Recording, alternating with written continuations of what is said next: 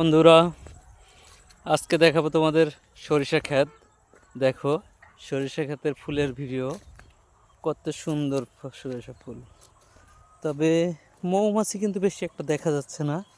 দেখি মৌমাছি পাই কিনা। মৌমাছি পাইলেই আপনাদেরকে দেখাবো। ও মাই গড, একটাও তো মৌমাছি চোখে পড়ে না। মৌমাছি নাই, মৌমাছি খুব একটা চোখে পড়েই না বলতে গেলে। মৌমাছি যদি সরিষা ফুলের মধু নাই নেয়, তাহলে আমরা মধু পাই কোথায়? এটা তো খুব ভাবার বিষয়।